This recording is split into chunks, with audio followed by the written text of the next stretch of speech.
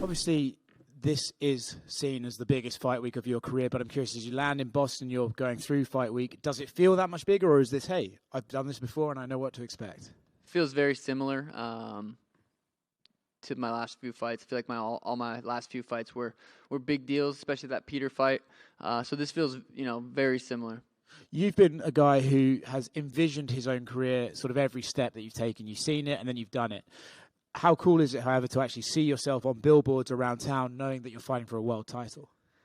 Yeah, I've been getting, saying this a lot lately, but it just feels like it's meant to be right now. It's like, this is my time. I've seen this kind of playing out over my career. I said before, I even fought Alfred on the Contender Series that, I'm going to be that dude. I'm going to be fighting, main events, world titles, pay-per-views, and now it's here. So it's not like a big surprise to me. I knew I'd put in the work, beat the guys I needed to beat, and I'd be here. But yeah, it's still really cool to see, on the billboards and, main event. It's awesome. I wanted to touch on something you said there.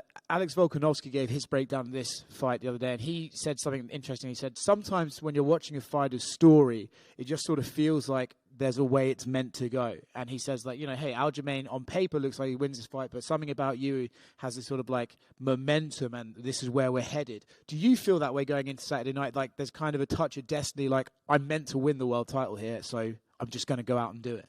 Yeah, I'd be lying if I said no. It definitely feels like it's playing out that way, but I still have to get into an octagon with Aljamain Sterling, the best bantamweight of all time, and do that magic. I still have to go out there and perform and do what it's all kind of looking like it's supposed to happen. I'm going to go out there and put his lights out.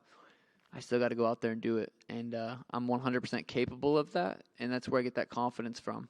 You've mentioned that he's the greatest bantamweight in UFC history a few times in the build-up to this. I think you might be the first person to outright come out and say it. I think everyone's saying he's one of. What do you think the distinction is that makes him the best of all time?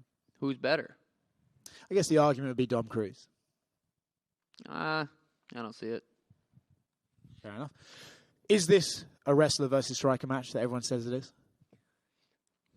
Yeah, hard to not say that one. I do see that. Striker versus grappler matchup is a very accurate way to, even if you look at statistically speaking from all of our fights, this is a striker versus grappler matchup. I am going to keep it on the feet, and he wants to take it to the ground. It's no secret.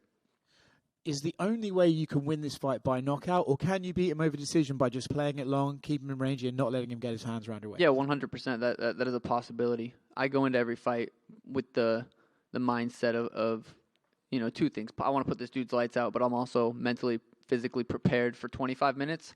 So me winning a decision there's possibility to that.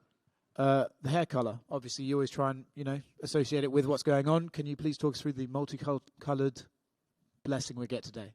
Yeah, I'm doing the Sweet Sweat collab. I'm sure you guys seen my name on the octagon, bright pink. But yeah, I'm doing a Sweet Sweat collab, and this is kind of the colors of the packaging. So that's kind of where we got that inspiration from. Nice. Last one for me. If Aljamain Sterling is the best bantamweight of all time, you beating him on Saturday, what does that make you?